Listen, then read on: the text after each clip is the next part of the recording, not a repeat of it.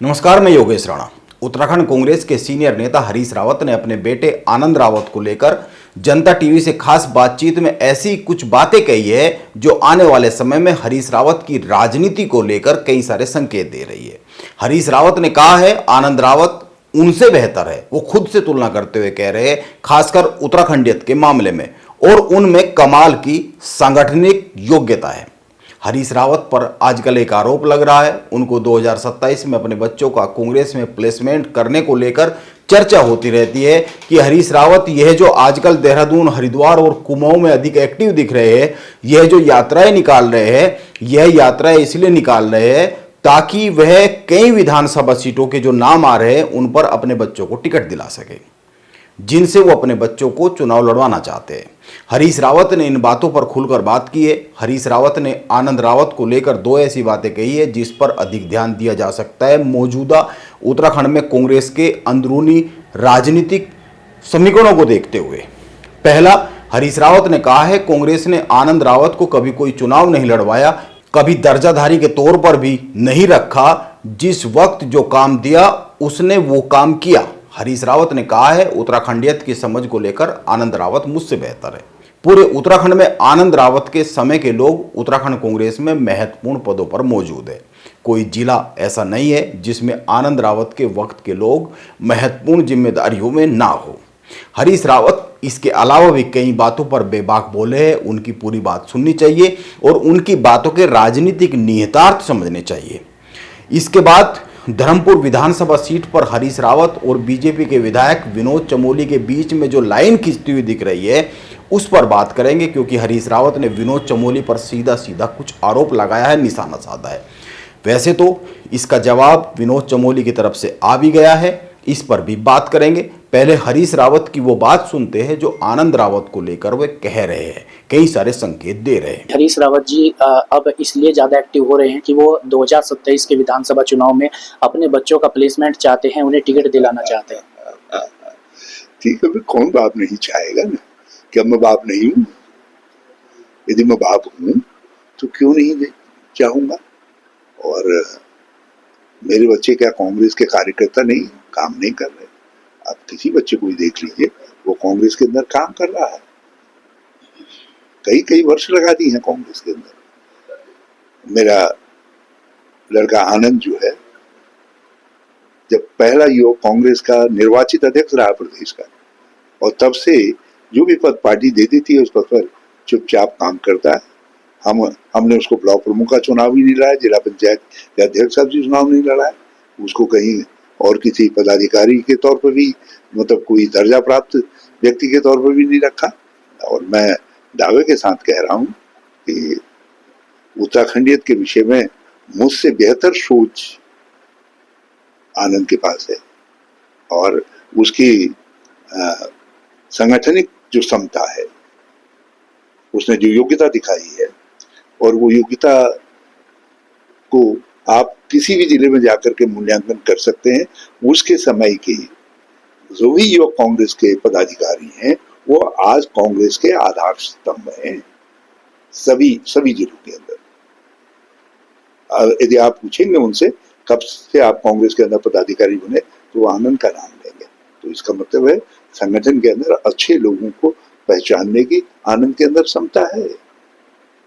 2013 में जब आपदा आई थी, दैवीय आपदा आई थी, आनंद पहले राजनीतिक व्यक्ति थे जो युवक कांग्रेस की टीम को लेकर के गुप्तकाशी और रामबाड़ा तक पहुंचे थे।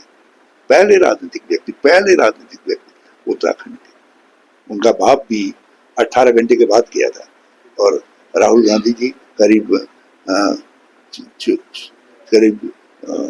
20 घंटे के बाद पहुंचे थे। तो एक बात तो सही है, आनंद रावत को लेकर कांग्रेस ने जो काम दिया उन्होंने वो काम किया, करते रहे। हरीश रावत ने जिस तरीके से 2022 के विधानसभा चुनाव में अनुपमा रावत को चुनाव लड़वाया और 2024 के लोकसभा चुनाव में वीरेंद्र रावत को चुनाव लड़वाया, हरिद्वार से टिकट दिलवाने के लिए जद्दोजहद की, उस तरह से कभी आनंद रावत को राजनीतिक मैदान देने के लिए, राजनीतिक तौर पर स्थापित करने के लिए उस तरह की भागदौड़ कभी हरीश रावत करते हुए दिखे नहीं है।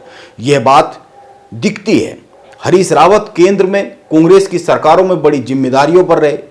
अगर संगठन की बात करें तो केंद्रीय टीम में वह बड़े लंबे समय तक हिस्सेदारी में रहे, उत्तराखंड के मुख्यमंत्री रहे, लेकिन आनंद को राजनीतिक तौर पर स्थापित करने का काम हरीश रावत ने कभी सीधे तौर पर किया नहीं, ऐसा दिखा नहीं। आनंद रावत उत्तराखंड यूथ कांग्रेस के अध्यक्ष रहे। वो 2022 में चुनाव लड़ना चाहते थे, लेकिन हरीश रावत उनको टिकट नहीं दिला पाए या फिर उनको टिकट मिला नहीं। ये अलग बात है। 2022 में हरीश रावत की विधानसभा सीट के चुनाव को लेकर कांग्रेस में एक बड़ा बखेड़ा खड़ा हो गया, लेकिन आनंद रावत के टिकट पर उस तरह से चर्चा हुई नहीं। आपको याद होगा 2022 के विधानसभा चुनाव के बाद आनंद रावत और हरीश रावत के बीच में सोशल मीडिया पर एक संवाद हुआ था। वो संवाद बड़ा चर्चा में आ गया था। उस वक्त सार्वजनिक तौर पर हुए इस संवाद ने कई सारे मतलब निकाले थे। जो खबरें भी चली थी उनके अपने राजनीतिक निहितार्थ निकाले थे। दोनों के बीच के रिश्तों को लेकर 2022 के बाद कई सारे मतलब निकाले थे। आनंद रावत ने सोशल मीडिया पर एक पोस्ट लिखी थी, जिसके आखिरी में लिखी 2 लाइनों की बड़ी चर्चा शुरू हो गई थी। जिन लाइनों का जवाब हरीश रावत ने भी दिया था। आनंद रावत ने सोशल मीडिया पर लिख दिया था, मेरे पिता मेरे चिंतन और विचारों से परेशान रहते हैं। शायद उन्होंने हमेशा मेरी बातें एक नेता की दृष्टि से सुनी है और मुझे येड़ा समझा है। आनंद रावत की इस शिकायत का जवाब हरीश रावत ने सार्वजनिक तौर पर ही दिया।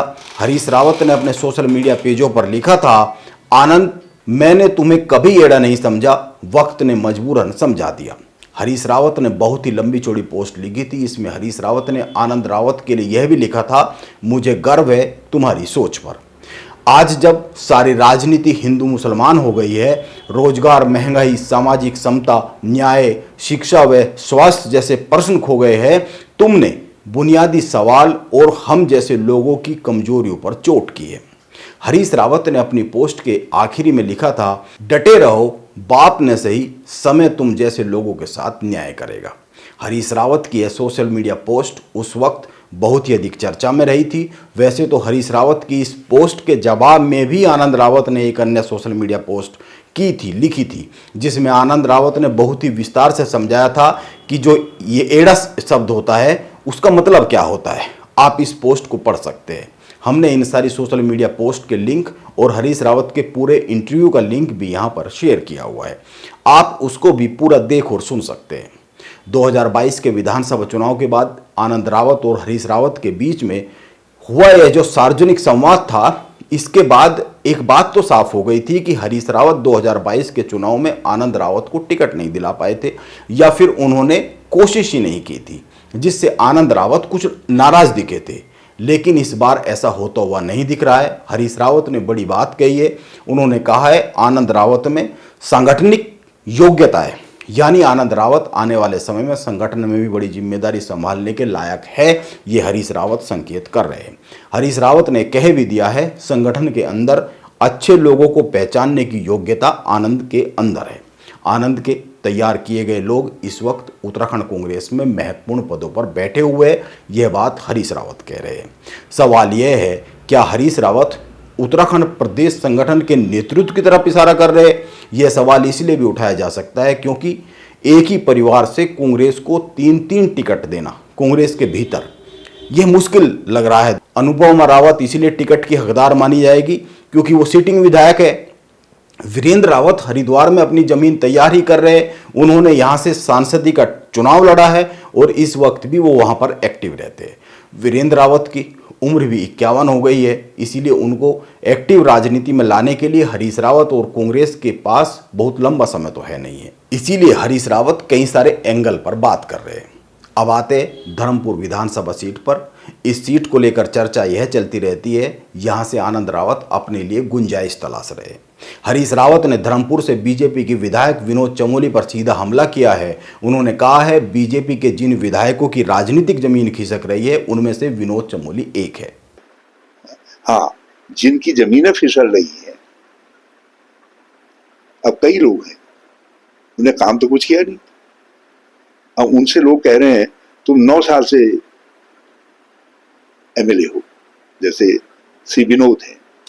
उनसे लोग कह रहे हैं भाई साहब आपको इतने साल से आप एमएलए हैं, लेकिन ये जितने काम यहाँ हुए हैं तुम्हारे विधानसभा क्षेत्र में दिखाई दे रहे हैं, ये तो सब उन 3 साल के काम हैं जिस समय हरीश रावत राज्य का मुख्यमंत्री था। तो नए तो कुछ दिखाई नहीं दे रहे, बस नया तो केवल इतना दिखाई दे रहा है कि आपने अपने विधानसभा क्षेत्र को कूड़ाघर बना दिया है। सबसे ज्यादा भराव की समस्या का सामना आज उन्हीं के निर्वाचन क्षेत्र को करना पड़ रहा है। तो ऐसे लोगों को थोड़ी सी चिंता हो रही है, उनको लगता है कहीं आनंद इधर ही तो नहीं आ जाता करके, तो इसलिए उनके घबराहट है। नहीं, धर्मपुर सब्जेक्ट नहीं है ना, ओवरऑल सब्जेक्ट है। ओवरऑल सब्जेक्ट ये है कि हरीश रावत जी चुनाव में अपने बच्चों को के लिए राजनीतिक जमीन ढूंढते रहते हैं। उनका कांग्रेस से लेना देना नहीं, कांग्रेस उनके बच्चों की प्लेसमेंट एजेंसी बन चुकी है। ये जनरल सब्जेक्ट है, ये सैद्धांतिक सब्जेक्ट है। इस पर वो क्या बोलते हैं? क्योंकि पहले उन्होंने अपनी पत्नी को लड़ाया जब वो लोकसभा से या मुख्यमंत्री बन गए, उसके बाद वो स्वयं में 2-2 जगह से चुनाव लड़े, हार गए। फिर एक जगह से वो खुद लड़े, एक जगह से बेटी को लड़ाया, फिर वो चुनाव हार गए, बेटी जीत गई। फिर लोकसभा चुनाव की बात आई, फिर बेटे को लड़ा गए। तो ये लगातार चल रहा है ना। अब कुछ 1-2 बच्चे शायद बच्चे होंगे तो उनको एक बार लड़ा के हरवाएंगे तो कम से कम पूर्ति हो जाएगी, उनको भी परिवार में जवाब देने को हो जाएगा, भाई तुम इनको लड़ा दो, तुम्हें भी लड़ा दिया, तुम्हें भी लड़ा दिया। अब इस अवस्था में आदमी फंस जाता है, ऐसे क्या कर सकते हैं। राजा दशरथ में भी जब भगवान श्री राम को वनवास दिया तो उसके बाद देह त्यागा उन्होंने, उस कष्ट में देह त्यागा। अब ये भी कष्ट में है कि अगर कुछ बच्चों का प्लेसमेंट रह गया हो, एक बार उनको भी राजनीतिक जमीन कहीं दे देंगे, कहने के लिए हो जाएगा, बेटा तुमको तो मैंने लड़ा दिया, तब नहीं जीत पाए तो मैं क्या कर सकता हूँ। तो ये विषय है, विषय धर्मपुर नहीं है। जब हरीश रावत से सीधा सवाल पूछा गया क्या वो धर्मपुर से अपने बेटे आनंद के लिए पैरवी करेंगे, तो इसका जवाब हरीश रावत ने अपने ही अंदाज में दिया। उनका अंदाज एकदम निराला रहता है, उसको सुनना चाहिए कि हरीश रावत ने क्या कहा। तो सर अब क्या माना जाए कि 2027 के विधानसभा चुनाव में आप धर्मपुर विधानसभा सीट से अपने सबसे छोटे बेटे आनंद रावत की पैरवी करते हुए दिखाई देंगे? कतई नहीं, कतई नहीं।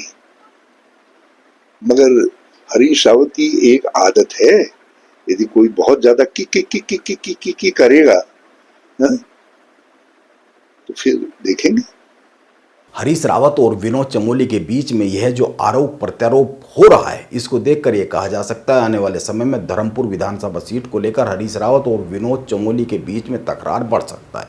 हो सकता है तकरार कुछ हद तक कांग्रेस के भीतर भी बढ़ती हुई दिखे। नमस्कार, मैं योगेश राणा।